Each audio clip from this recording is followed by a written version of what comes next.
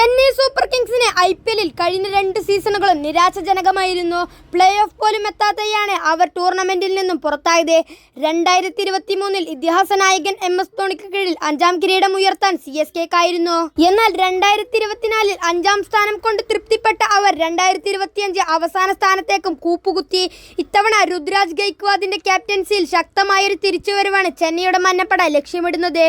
മികച്ച ചില താരങ്ങളെ ടീമിലെത്തിച്ച് കൂടുതൽ കരുത്തുറ്റ നിരയെയാണ് CSK ഈ സീസണിൽ അണിനിരത്തുന്നത്.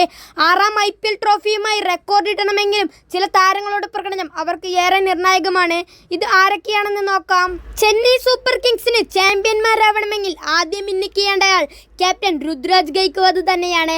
ബാറ്റിങ്ങിനൊപ്പം ക്യാപ്റ്റൻസിയിലും അദ്ദേഹത്തിന് മിന്നിക്കേണ്ടതുണ്ട്. CSK ബാറ്റിങ്ങിലെ നെടുംതൂണാകേണ്ടത് അദ്ദേഹമാണ്. രുദ്രാജ് മിന്നിച്ചപ്പോഴെല്ലാം CSK IPL ശ്രദ്ധേയമായ പ്രകടനവും നടത്തിയിട്ടുണ്ട്. കഴിഞ്ഞ സീസൺ അദ്ദേഹത്തെ സംബന്ധിച്ച് അത്ര മികച്ചതായിരുന്നില്ല. പരിക്ക് കാരണം വെറും 5 മത്സരങ്ങളിൽ മാത്രമേ കളിക്കാനായുള്ളൂ. നേടാനായത് 112 റൺസാണ്. ഇത്രയും മോശം ഒരു സീസൺ നേരത്തെ രുദ്രാജിന് ഒരിക്കലും ഉണ്ടായിട്ടില്ല. 2023-24 സീസണുകളിൽ 500+ റൺസാണ് അദ്ദേഹം വാരിക്കൂട്ടിയത്. CSK ചാമ്പ്യന്മാരായ 2023 സമ്പാദ്യം 16 മത്സരങ്ങളിൽ നിന്ന് 590 റൺസായിരുന്നു. അതിനു മുൻപ് 2021 ടീം കപ്പ് ഉയർത്തുമ്പോഴും രുദ്രാജ് തന്നെയായിരുന്നു ഹീറോ.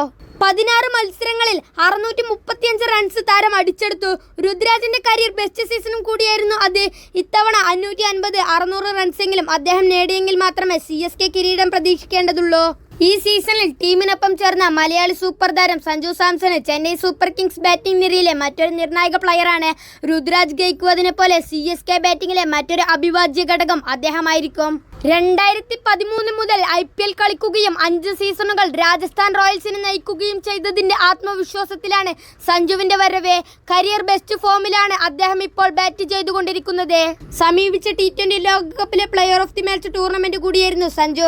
വെറും 5 ഇന്നിംഗ്സുകളിൽ നിന്ന് 80+ സ്കോറുകളടക്കം അടിച്ചെടുത്തത് 321 റൺസാണ്. ഇനി CSKയിലും ഫോം തുടരുമെന്ന പ്രതീക്ഷയിലാണ് സഞ്ജു. T20 ലോകകപ്പിലേതുപോലെ CSKയിലും അദ്ദേഹത്തിന് ഓപ്പണിംഗ് റോൾ തന്നെ ലഭിച്ചേക്കും. ആയുഷ് മാത്രയായിരിക്കും ഓപ്പണിംഗ് പങ്കാളി. സഞ്ജുവിന്റെ കരിയർ ബെസ്റ്റ് IPL പ്രകടനം കണ്ടത് 2024 രാജസ്ഥാൻ റോയൽസിന് വേണ്ടി 16 കളികളിൽ അദ്ദേഹം സ്കോർ ചെയ്തത് 531 റൺസാണ്. ഇത്തവണ ക്യാപ്റ്റൻസിയുടെ സമ്മർദ്ദമില്ലാത്തതിനാൽ ബാറ്റിംഗിൽ കൂടുതൽ ശ്രദ്ധിക്കാൻ സഞ്ജുവിന് കഴിയും. 500-600 റൺസെങ്കിലും അദ്ദേഹം നേടിയാൽ അത് CSKക്ക് മുതൽക്കൂട്ടാവും. അഫ്ഗാനിസ്ഥാന്റെ യുവ സ്പിന്നർ നൂർ അഹമ്മദാണ് ലിസ്റ്റിലെ 3ാമത്തെ താരം.